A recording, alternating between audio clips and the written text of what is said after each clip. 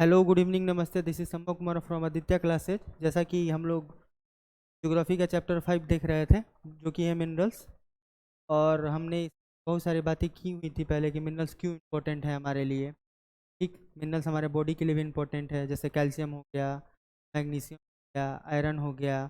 Plants के लिए भी इम्पोर्टेंट है। इवन जो हम लोग अपने घर में different types of articles use करते हैं, इवन स्मॉल पिन हो गया, एरोप्लेन हो गया, रेलवे हो गया, हम लोग यूटेंसिल यूज करते हैं, आपकी मम्मी लोग जो गहने पहनती है, ऑर्नामेंट्स पहनती है, वो हो गया, वो भी एक मिनरल्स है। यानी जो डाइवर्स यूज है मिनरल्स का, वो हमारे लाइफ में हमने कल डिस्कस किया हुआ था। और मिनरल्स का ऑकरेंस कैसे होता है, जो सेडिमेंट्री रॉक से किस तरीके से कोल निकलते हैं, आपका एलुवियल डिपॉजिट में किस तरीके से प्रीसियस मेटल्स निकलते हैं, वो हमने कल पिछले क्लास में इस पूरे टॉपिक पे बहुत अच्छे से डिस्कस किया हुआ था। ठीक है, अब हम लोग बात करेंगे कि किस टाइप्स के मिनरल्स होते हैं। ठीक है, वो on the basis of occurrence हमने उसका क्लासिफिकेशन किया था कि ठीक है, लावा आएगा, लावा के साथ साथ किस तरीके से कॉपर आता था। ठीक, कॉपर जो आता था वो लावा के, जो लावा, आपको तो पता ही होगा कि जो हमारे वोल्केनिक इरप्शन होते हैं, लावा निकलता है, वो भी बहुत सारे मिनरल्स कंटेन किए हुए रहता है, लेकिन हम लोग को डायरेक्टली यूटिलाइज नहीं कर सकते, बहुत ज़्यादा हॉट होता है वो। ठीक है, तो धीरे धीरे अर्थ पे आने के बाद उसका टेम्परेचर स्लाइटली लो हो जाता है, धीरे धीरे सोलिडिफाई होने लगता है।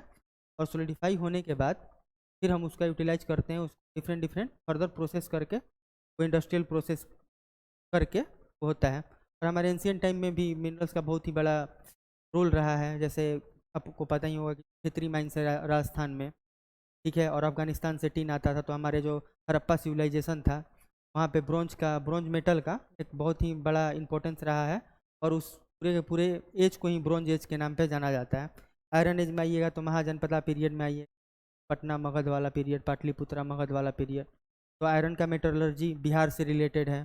ठीक है, और किस तरीके से मिनरल्स का जो जो मिनरल्स लोग एक्सट्रैक्ट करते थे हमारे अर्थ से, ठीक, उसको यूटिलाइज करना, उसको यूटिलाइज करके मगध एम्पायर जो था इतना ग्रेटेस्ट एम्पायर क्यों बना, due to the invention of iron. Simple simple हम लोग बोल सकते हैं, क्योंकि जो आयरन था, ठीक, आयरन आया तो ऑब्वियस सी बात है, मगध मतलब जो भी मगध जनपदा था, ठीक है, मगध मगध एम्पायर जो था, इतने बड़े पॉपुलेशन को सस्टेन करने के लिए को क्या करना चाहिए था, एग्रीकल्चर करना चाहिए था। एग्रीकल्चर जो ट्रेडिशनल टूल थे पहले के, उससे उतना बड़े बड़े ट्रैक्ट ऑफ लैंड को हम लोग ना प्लॉगिंग कर सकते थे, ना सोइंग ऑफ सीड कर सकते थे। तो जब आयरन इम्प्लीमेंट आया, ठीक है, किस तरीके से हम लोग के पास अब हार्वेस्टर आ गया है, ट्रैक्टर आ गया है, तो हम लोग को जो लैंड टिलिंग होता है, सीड सोइंग होता है, वीडीसाइड इंसेक्टिसाइड जो भी उसका मतलब छिड़काव होता है उस पर, पौधों पे, तो हम लोग को बहुत आसानी हो गया है। ठीक है, उसी तरीके से जो पहले के ट्रेडिशनल टूल थे, जो हो थे, वो हो गया, वो वुडन स्टिक हो गया जिससे खेती करते थे, आयरन आने से उस फेज में भी रिवोल्यूशन आया। ठीक है, रिवोल्यूशन आया इन द फॉर्म ऑफ कि आप अब एग्रीकल्चर ग्रो कर सकते हैं उसमें। एग्रीकल्चर ग्रो करेंगे तो अल्टीमेटली जब इतना बड़ा पॉपुलेशन को फूड तो चाहिए ना सस्टेन करने के लिए, तो उनको फूड प्रोवाइड करवाइएगा। तो मतलब मिनरल को अंडरस्टैंड अंडरस्टैंड क्यों करना चाहिए, ये आप आपको टोटल बता रहे हैं। ठीक है, पिछले क्लास में हमने ऑकरेंस ऑफ मिनरल पर बहुत अच्छे से डिस्कस किया हुआ था। अब हम डिस्कस करेंगे टाइप्स ऑफ मिनरल्स पे। ठीक, टाइप्स ऑफ मिनरल्स में एक फेरस होता है, नॉन फेरस होता है और प्रीसियस होता है। पहले तो देखना है मेटेलिक मिनरल्स और नॉन मेटेलिक मिनरल्स और एनर्जी मिनरल्स। ठीक है, मेटेलिक मिनरल्स क्या होता है, जिसका जिसका बिहेवियर मेटल जैसा होता है। ठीक है, मेटल का बिहेवियर आप लोग पढ़ा ही होगा, डक्टिलिटी होता है, सोनरस होता है, लस्ट्रस होता है। ठीक है, जब उसको कट किया जाए तो वो शार्प एजेस देता है। नॉन मेटेलिक में क्या होता है, नॉन मेटेलिक में नॉन मेटेलिक वाला कैरेक्टरिस्टिक्स होता है, जिस तरीके से कोल हो गया। ठीक है, तो इसमें मेटल्स नहीं होते हैं, मतलब जिसमें मेटल का कैरेक्टरिस्टिक्स नहीं पाया जाए, तो मतलब मेटल्स में एक और होता है कि conductor of heat and electricity होता है, नॉन मेटल्स नहीं होता है। नॉन मेटल में भी बहुत सारे ऐसे हैं जो कंडक्ट करते हैं, जैसे आप ग्रेफाइट ले लिए, ठीक है, वो इलेक्ट्रिसिटी कंडक्ट करता है, वो सब तो समथिंग साइंस का हो गया। ठीक है, पोर्सन, लेकिन हम बस इतना बता रहे हैं कि मेटल का कैरेक्टरिस्टिक जो भी शो करेगा, ठीक है, वो मेटालिक होगा। जो नॉन मेटल का कैरेक्टरिस्टिक्स शो करेगा, नॉन मेटल के कैरेक्टरिस्टिक्स में क्या क्या हो सकता है कि conductor of heat and electricity नहीं करता है, ये इंसुलेटर होता है। ठीक है, ठीक, ये सब हो गया। एनर्जी मिनरल्स क्या होता है, जिनको हम बर्न करने से हमको एनर्जी मतलब रिसीव होता है, जैसे आप फॉसिल फ्यूल ले लिए, आप कोल ले लिए, ठीक है, नेचुरल गैस ले लिए, कोल ले लिए, पेट्रोलियम ले लिए, ठीक है। इनका रेलेवेंस हमारे एंशियंट टाइम से लेके हमारे प्रेजेंट टाइम में भी बहुत ज़्यादा इंपॉर्टेंस है मिनरल्स, ठीक। अब मेटालिक मिनरल्स में भी 3 टाइप के होते हैं, क्या कौन होते हैं? फेरस, ठीक है, फेरस मिनरल्स होते हैं, एक नॉन फेरस मिनरल्स होते हैं, एक प्रीसियस मेटल्स होते हैं, ठीक है। फेरस में, ferrous minerals are those minerals which contains iron, ठीक है, सिंपल सिंपल सी बात हमको ये समझ लेना है कि जिसमें आयरन होगा तो फेरस मिनरल्स बोलेंगे, ठीक है। ठीक है, तो आयरन और मैंगनीज, निकल एंड कोबाल्ट, ठीक, ये हो गया फेरस मिनरल्स। इसको याद रखना है। मैंगनीज जो होगा आपको स्टील इंडस्ट्री में भी इसका यूज होता है, तो हम लोग इस मिनरल्स का स्टील इंडस्ट्री में यूज भी देखेंगे, ठीक है, आगे जाके, ठीक। नॉन फेरस में क्या होता है? जिसमें आयरन नहीं होता है, कॉपर होता है, लेड होता है, बॉक्साइट होता है। पिछली बार आपको बताए थे पिछली क्लास में किस तरीके से जो रॉक का डेनोटेशन होता है, रॉक का डेनोटेशन के बाद वेदरिंग डेनोटेशन और डिफरेंट टाइप्स ऑफ केमिकल और बायोलॉजिकल एक्टिविटी होने के बाद जो बड़ा सा रॉक क्या होता है, जब बड़ा सा रॉक एक बहुत ही बड़ा सबड्यूस हो जाता है वो, ठीक है, ठीक है, जब सबड्यूस होकर जब छोटा छोटा रॉक में उसका अगल बगल ही गिर जाता है टूट के, तो उससे हमको बॉक्साइट मिलता है। प्रीसियस मेटल में गोल्ड, सिल्वर और प्लेटिनम एक्सेट्रा वगैरह में हम लोग देखा था कि एलुवियल डिपॉजिट है ये, ठीक है, नदी जो एलुवियल डिपॉजिट करता है उसमें फाउंड होता है ये। पिछली क्लासों में बहुत अच्छे तरीके से आपको समझा दिए हैं कि किस तरीके से जो नदी आता है किस तरीके से मिनरलिंग करता है, किस तरीके से अपना फ्लड प्लेन बनाता है, खादर, भांगर, सॉइल, सब बहुत अच्छे से हम डिस्कस किए हुए, ठीक है। नॉन मेटालिक में क्या हो गया? माइका हो गया, साल्ट हो गया, पोटास हो गया, सल्फर हो गया, ग्रेनाइट हो गया, लाइमस्टोन हो गया, मार्बल हो गया, सैंड, इस सब का भी बहुत यूटिलाइजेशन है। जब माइका जाइएगा तो एक थर्मल इंसुलेटर की तरह काम करता है, थर्मल इंसुलेटर। जब ये थर्मल इंसुलेटर है तो इसको बहुत जगह यूटिलाइज किया जा सकता है। जैसे आप इलेक्ट्रिकल इंडस्ट्री में काम कर रहे हैं तो वहाँ पे इसका यूज होगा, ठीक है। साल्ट हो गया, सॉल्ट तो मिनरल्स है बेसिकली, हमको तो सॉल्ट चाहिए ही चाहिए। आपको तो पता ही होगा कि जो Na और पोटेशियम होता है वो हमारे माइंड में वही मतलब जो भी सिग्नल ट्रांसमिट करता है सोडियम आयन और पोटेशियम आयन ही करता है। तो सॉल्ट क्यों इंपॉर्टेंट है ये तो आपको पता ही हो गया, ठीक। सल्फर हो गया, सल्फर पाइराइट होता है, इसको फर्टिलाइजर इंडस्ट्री में इसका बहुत ही यूज होता है, ठीक। ग्रेनाइट, लाइमस्टोन, मार्बल हो गया, ये सब कंस्ट्रक्शन एक्टिविटी में बहुत इसका यूटिलाइज होता है। सैंडस्टोन भी कंस्ट्रक्शन एक्टिविटी में हमारा जो लाल किला है वो रेड सैंडस्टोन से ही बना हुआ है। बिहार में चले जाइए आप, शेरशाह का मकबरा वो भी आपका सैंडस्टोन से ही बना हुआ है, ठीक। कोल, पेट्रोलियम और नेचुरल गैस का इंपॉर्टेंस तो हमको समझाना नहीं पड़ेगा, इसका तो ह्यूज यूटिलाइजेशन है, इसके बिना तो हम अपना फ्यूचर देख ही नहीं सकते, ठीक। इस टाइप का हो गया। चलिए अब आगे बढ़ते हैं, ठीक। देखिए, there are ferrous and non ferrous metallic and non metallic minerals. Ferrous minerals contains iron and have tendency, आपको लिखना होगा तो आप इस स्क्रीनशॉट लेके इसको लिख सकते हैं बहुत अच्छे तरीके से, हट जाएंगे स्क्रीनशॉट लेके, इसको आप नोट भी कर सकते हैं। ऑनलाइन पढ़ने का सबसे बड़ा एडवांटेज यही होता है, ठीक। देयर आर, ये हो गया, इसे बता दिए आपका। फिर एक मतलब एक होता है ferrous minerals contains iron and have tendency to corrode, ठीक है, ये आपको हम बता देते हैं, ये आपको बताते हैं हम क्या होता है, क्या देखिए, ठीक। Ferrous minerals contains iron hand tendency to corrode, ठीक। कोरोजन क्या होता है? कोरोजन क्या होता है? कोरोजन का बस इस तरीके से देख लीजिए कि जब भी वाटर और एयर के साथ इसका रिएक्शन होगा, जैसे आयरन में रस्टिंग देखते हैं आप, क्या होता है? फेरस ऑक्साइड होता है, ठीक। फेरस ऑक्साइड होता है बेसिकली वो, तो आयरन के साथ रिएक्शन करके रस्टिंग करने लगता है। हम उसको भी प्रिवेंट करके मिनरल्स का यूज करते हैं, जैसे जिंक से गैल्वेनाइजेशन करते हैं हम लोग, ठीक है। पेंटिंग करते हैं कि जो मान लीजिए कि एक्सपोज सरफेस है एयर का, ठीक है, इस पे मतलब सॉरी आयरन का एक्सपोज सरफेस है और इस पे हम आपका नवरात्रि आ रहा है इसलिए पीला और लाल का यूज कर रहे हैं हम, ठीक, थोड़ा अच्छा भी लगेगा देख के। तो आप इसको ये कर सकते हैं, तो पेंट कर दिए हम, ठीक है, ये जो सरफेस था पेंट कर दिए। अब तो इसका डायरेक्टली कॉन्टैक्ट एटमॉस्फेयर के साथ तो टूट गया, ठीक। अब एक लेयर आ गया, एक आयरन के बीच में एक लेयर आ गया। अब जब भी एयर एंड वाटर मॉइस्चर होते हैं, जो वाटर वेपर होते हैं और एयर होता है, ऑक्सीजन होता है, वो तो रिएक्ट करेगा, तो फर्स्ट इस जो पेंटेड लेयर है येलो कलर का उससे रिएक्ट करेगा, ठीक। रिएक्ट करेगा तो कोरोजन से हम लोग प्रिवेंट कर सकते हैं। तो अल्टीमेटली हमको आयरन को कोरोजन से बचाने के लिए भी मिनरल्स का यूज करना पड़ता है, ये भी मतलब एक इंपॉर्टेंट फैक्टर है। तो मिनरल्स का इंपॉर्टेंस समझ लीजिए बस आप, ठीक है, क्योंकि कोई भी चैप्टर हम लोग पढ़ते हैं तो सबसे पहले उसका स्ट्रक्चर एक माइंड में बनाना बहुत ही ज़्यादा ज़रूरी हो जाता है। हम चैप्टर पढ़ पढ़ के आ रहे हैं, ठीक है, उसका डेफिनेशन, ठीक, उसका डेफिनेशन पढ़ें, उसका क्लासिफिकेशन पढ़ लिए, उसका यूटिलाइज कहाँ करना है। अल्टीमेटली ह्यूमन बींग्स का यही एक नेचर रहा है कि किसी चीज़ को पढ़ के उसको यूटिलाइज करना है। जैसे हम लोग एनर्जी का कंजर्वेशन वगैरह पढ़े थे, तो आपको ये देखने के लिए मिला होगा कि किस तरीके से हम लोग डैम बनाए, डैम में हाई मतलब जो वाटर होता है उसको हायर पोटेंशियल एनर्जी से वाटर को गिराया जाता है टरबाइन पे, तो पोटेंशियल एनर्जी जो होता है वो कन्वर्ट हो जाता है इलेक्ट्रिकल एनर्जी में, ठीक। उसी तरीके से सब कुछ पढ़ के हमको उसका एप्लीकेशन यूटिलाइज करके अपने लाइवलीहुड को और इजी बनाना है और ब्राइट बनाना है, ठीक। सिंपल सिंपल सी बात ये है, ठीक। तो कोरोजन आप समझ गए होंगे, ठीक।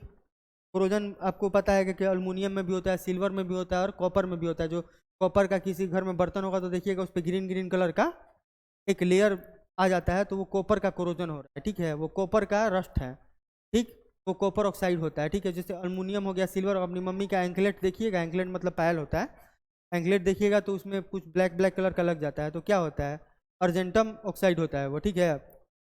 सिल्वर का लैटिन नाम अर्जेंटम है, तो इसलिए एजी ऑक्साइड उसको बोला जाता है।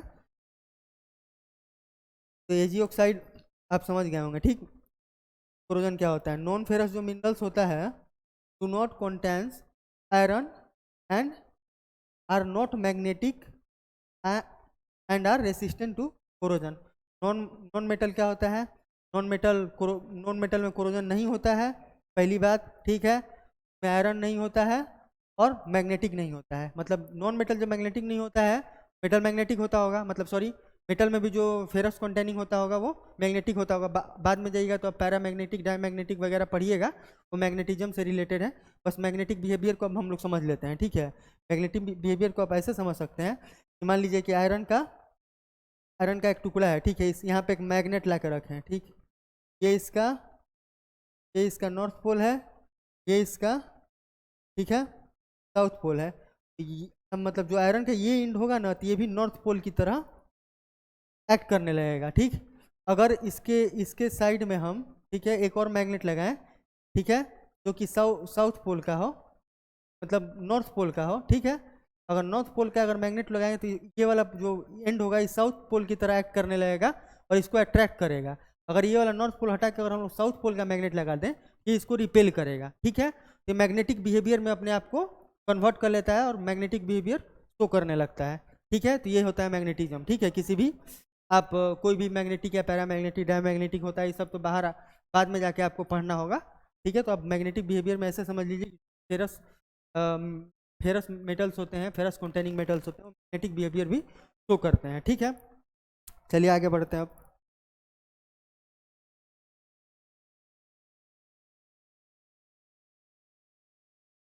Metallic minerals contains, metallic minerals होता है, ये बस आपको तो देखना है और लिखना है, ठीक है। Metallic minerals contains metals in raw form, ठीक है।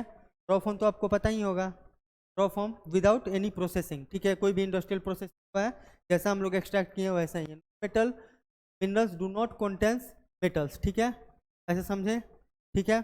इसमें मेटल कंटेंट्स कोई नहीं होता है। This metal are associated with igneous rock, ठीक है। आपको इग्निशियस रॉक का हम समझा दिए थे, फिर से हम समझा दे रहे हैं, ठीक है। देखिए कोई भी मान लीजिए कोई भी हमारा यहाँ पे एक भेंट बना, ठीक है, यहाँ से वोल्केनिक इरप्शन हुआ, ठीक है, वोल्केनिक इरप्शन हुआ, ठीक। ये इरप्शन जो ये लावा फ्लो हुआ और लावा आके यहाँ पे सोलिडिफाई हुआ, एक आपका रॉक का फॉर्मेशन करेगा, इसको इग्निशियस रॉक बोलते हैं, ठीक है, इसको इग्निशियस रॉक बोलते हैं, ठीक। इसी पे इसका फर्दर डेनुडेशन होगा, ठीक है, फर्दर डेनुडेशन होगा, वेदरिंग होगा, ये क्या बन जाएगा, मेटामॉर्फिक रॉक बन जाएगा, ठीक है। मेटामॉर्फिक रॉक का फर्दर डेनुडेशन होगा, फर्दर वेदरिंग होगा, एक्सफोलेशन होगा, डिफरेंट डिफरेंट प्रोसेसिंग होते हैं, ठीक है। इस चैप्टर में मेंशन नहीं है, जो चैप्टर आएगा तो उसमें बता देंगे। अभी आप इतना समझ के रखिए, इग्निशियस रॉक पे का भी जब भी वेदरिंग और डेनुडेशन होता है मेटामॉर्फिक रॉक में कन्वर्ट होता है। मेटामॉर्फिक रॉक का जब भी डेनुडेशन और आपका वेदरिंग होता है ये सेडिमेंट्री रॉक में कन्वर्ट होता है। इसके उल्टे आप ऐसे जाइएगा कि इस पे हाई टेम्परेचर और हाई प्रेशर इस पे दीजिएगा तो मेटामॉर्फिक रॉक में कन्वर्ट हो जाएगा, और मेटामॉर्फिक रॉक को फिर से हाई टेम्परेचर और हाई प्रेशर दीजिएगा तो ये इग्निशियस रॉक में कन्वर्ट हो जाएगा। तो जो लावा निकलता है, जो, ठीक है, लावा सॉलिडिफाई होता है, उसी को इग्निशियस रॉक बोलते हैं, ठीक। ठीक है। तो this metal associated with igneous rock, जैसे आपको बताया था कॉपर था, आपको पिछली क्लास में बताए हुए हैं कि कॉपर जब लावा के थ्रू निकलता है तो जब वो सॉलिडिफाई हो जाता है तभी हम लोग को कॉपर, मतलब कॉपर का जो ऑकरेंस है वो लावा के थ्रू ही होता है। ठीक ठीक। They are usually hard and have shine of their own. ठीक है, मेटल्स हार्ड होते हैं। ठीक है, coals as compare to metal उतना हार्ड नहीं होता है, ये तो समझने की कोई जरूरत नहीं है, तो बस ऐसे ही देख लीजिए आप। ठीक है, these metals are associated with sedimentary rock। ठीक, नॉन मेटल यहाँ पे कर लीजिए। these non metals are sedimentary rock, आपको बता दिए थे कैसे होता है। ठीक है, मान लीजिए कि एक पहाड़ है और यहाँ से डिन्यूड होकर छोटे छोटे पार्टिकल पहाड़ के नीचे पेबल्स और बाउल्डर्स दिखते हैं ना आपको, इन जो छोटे छोटे टुकड़े निकले होते हैं पेबल्स और बाउल्डर्स बोलते हैं। ठीक है, यही सेडिमेंट्री रॉक्स हो गया। ठीक है, ये क्या होते हैं, फर्दर एक दूसरे के ऊपर जाते जाएंगे तो इसके ऊपर बहुत ज़्यादा वेट डाल, जो नीचे वाला लेयर होगा उसके ऊपर बहुत ज़्यादा वेट डालेंगे तो ये क्या होगा, एक कॉम्पैक्ट फॉर्म में आ जाएगा। ठीक है, इस टाइप से कॉम्पैक्ट फॉर्म में आएगा और इस टाइप से ये कॉम्पैक्ट होकर एक सेडिमेंट्री रॉक बना लेगा और डिफरेंट जो कि मॉलिक्यूल्स एक दूसरे पे प्रेशर डाल रहे थे एक लेयर का फॉर्म कर देता है। ठीक है, उसको लिथिफिकेशन बोलते हैं, पहले वाले क्लास में भी आपको बहुत अच्छे तरीके से समझाए हुए थे। ठीक, यही होता है सेडिमेंट्री। तो ये जो नॉन मेटल्स होते हैं ज़्यादातर इस तरीके से नॉन मेटल्स पाए जाते हैं। जैसे सेडिमेंट्री रॉक्स में आप लोग ये आप कोल का एग्जांपल ले सकते हैं, सबसे जो कि इंपॉर्टेंट रिएक्शन है। आप लाइमस्टोन का ले सकते हैं, सैंडस्टोन का ले सकते हैं, ये सब फॉर्म ऑफ आपका सेडिमेंट्री रॉक्स है। मार्बल हो गया, मार्बल देखिए, मार्बल में भी दो टाइप का होता है, एक मेटामॉर्फिक रॉक होता है मार्बल, और एक जो मार्बल होता है वो सेडिमेंट्री होता है। तो वो बाद में जाएंगे तो उसका डिफरेंस हम लोग बहुत अच्छे से देख लेंगे। ठीक, तो इसका एग्जाम्पल याद कर लीजिए। ठीक है, आयरन, कॉपर, बॉक्साइट, टिन। ठीक है, मेटल्स का होता है। और सॉल्ट, कोल, माइका और क्ले। माइका जैसे आप कोडरमा जानते होंगे, जो झारखंड में गया के साथ बाउंड्री लगाता है, तो माइका कैपिटल ऑफ इंडिया बोला जाता है। ठीक है, ये याद रख सकते हैं एडिशनल में, आपको कुछ याद रखना है तो, क्योंकि कंपटीशन में ये सब बहुत आता है। ठीक, ये सब तो हमको लग रहा है कि ये सब हो गया है, फिर भी एक बार पढ़ लेंगे, अगर कुछ छूटा होगा तो देख लेंगे। ठीक, चलिए ये वाला टॉपिक हम लोग कल करेंगे। चलिए, थैंक यू सो मच।